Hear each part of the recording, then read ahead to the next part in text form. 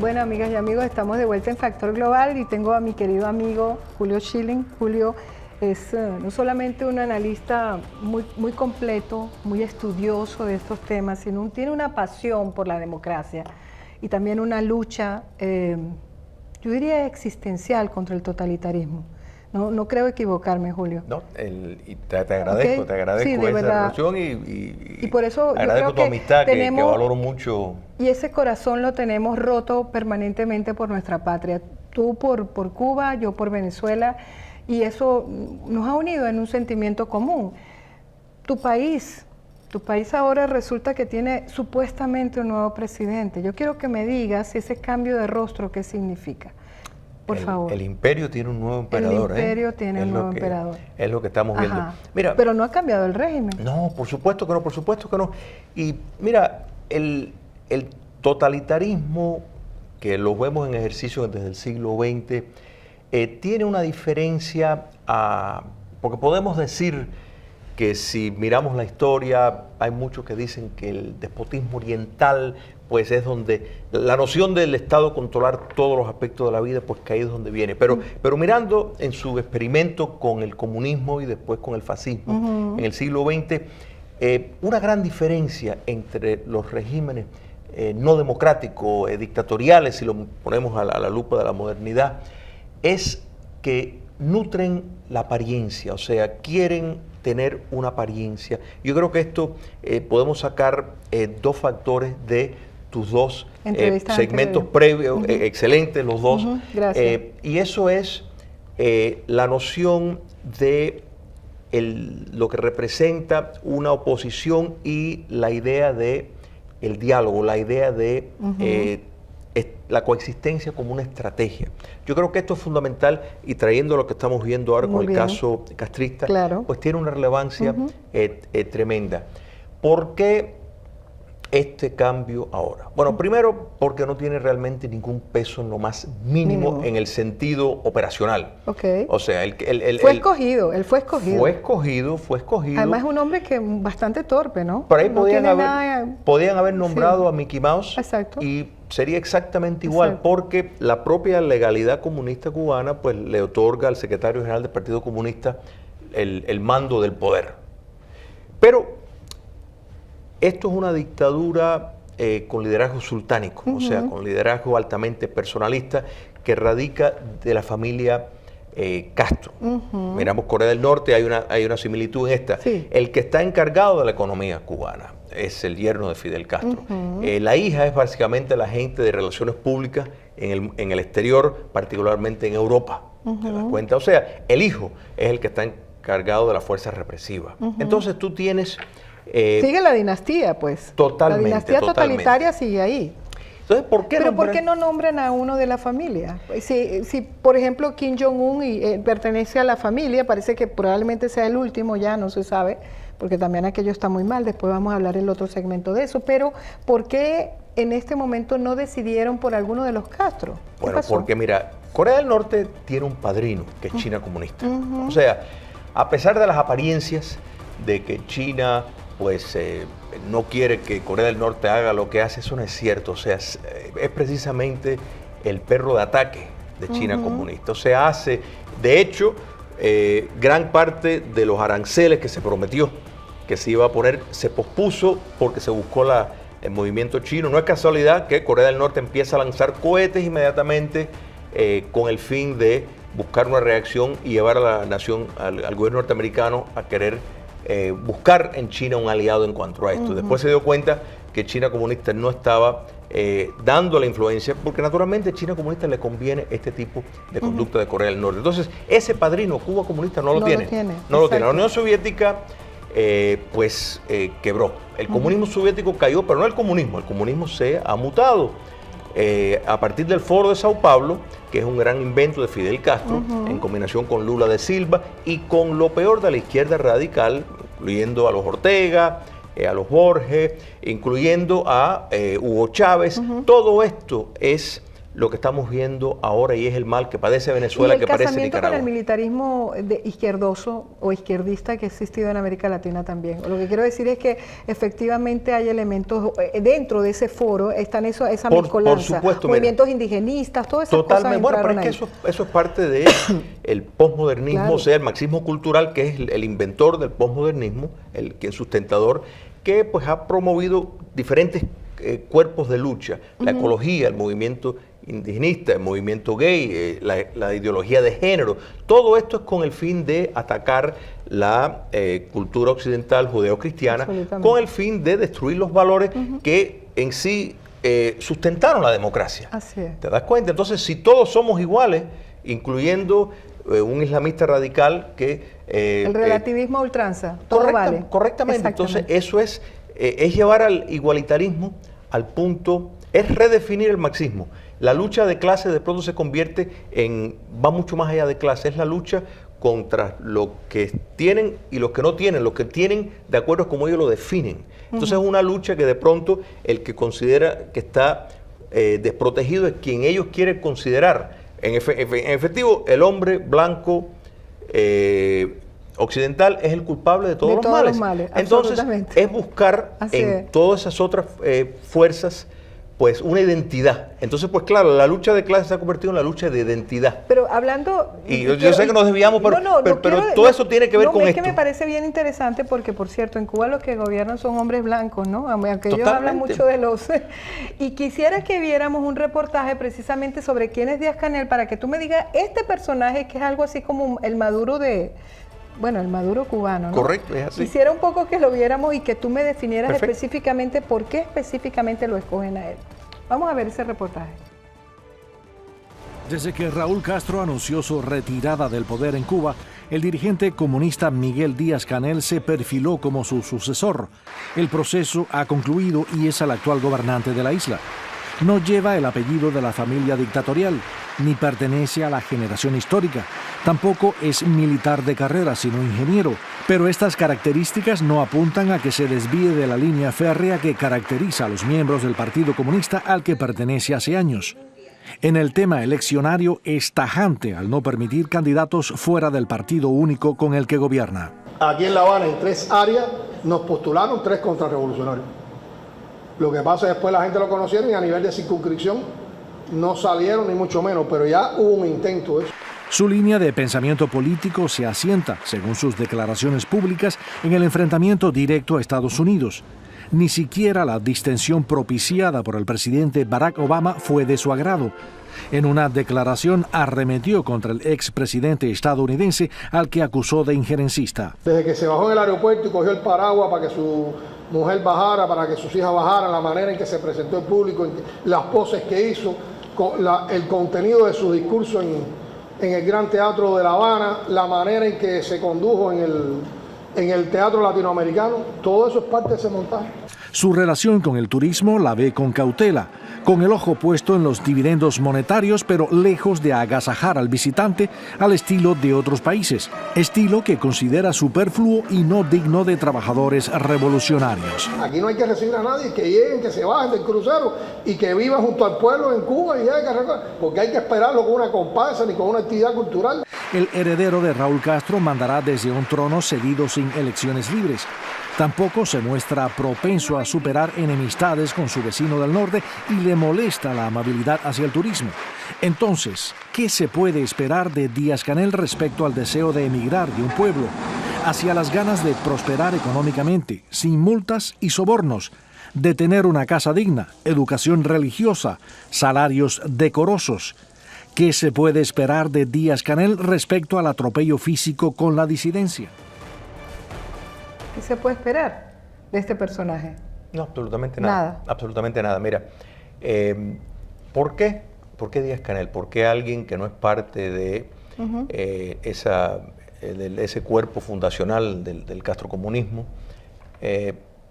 ¿Por qué no alguien que tenga el apellido de Castro, como tú señalaste, que son los que en efecto siguen ostentando el poder? Y Raúl no se va del todo, él se queda en un cargo estratégico y fundamental, ¿correcto? Por supuesto.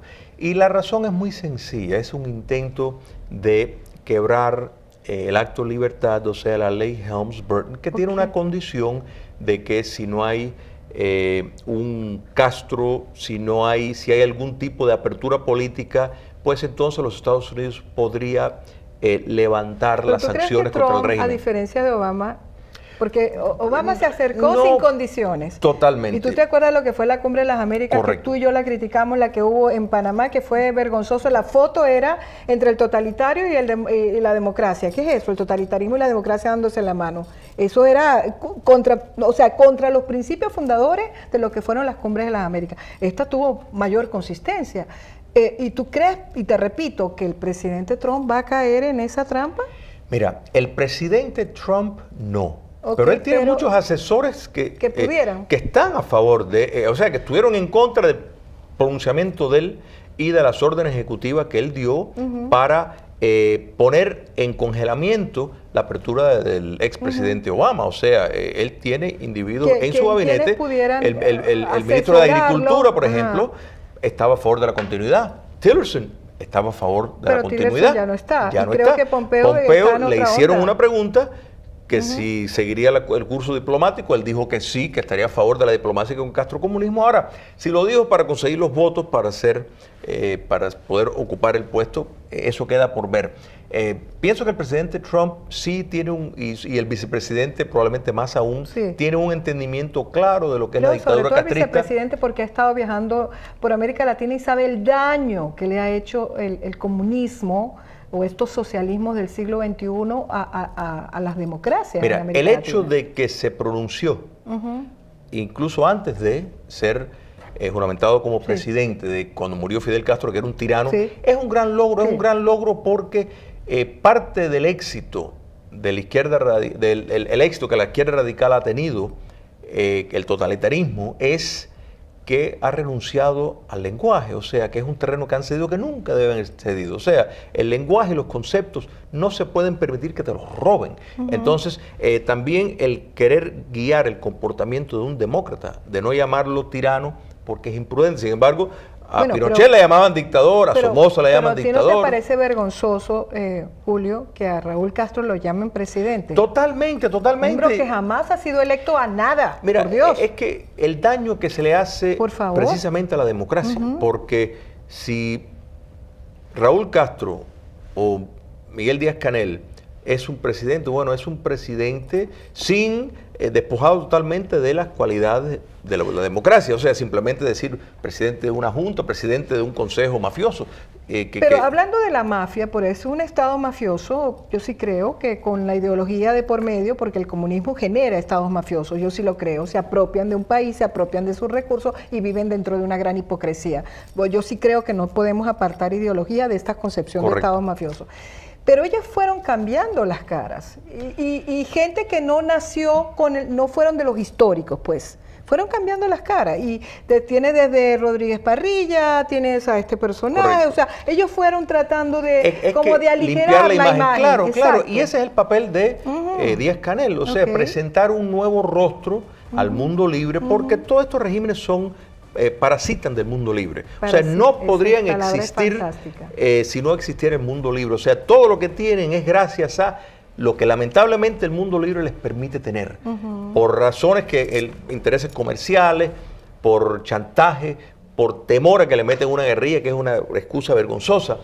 Todas estas razones es lo que ha permitido que ellos tengan el terreno que tienen. Entonces, por eso es que esta gran campaña de relaciones públicas que estamos viendo, porque esto no está dirigido para el presidente. Son expertos en relaciones públicas. Totalmente. Y tienen a veces a figuras muy importantes, que ya las he mencionado previamente, como el Papa, cuando la reconciliación de las iglesias que se da en La Habana, en un sitio del comunismo, por Dios, y que se están reconciliando religiones en un sitio donde no creen en la religión. Por supuesto. O sea, una contradicción de fondo. Bueno, pero es que el Papa obedece de una línea ideológica que tiene mucho más en común con el comunismo que con el cristianismo.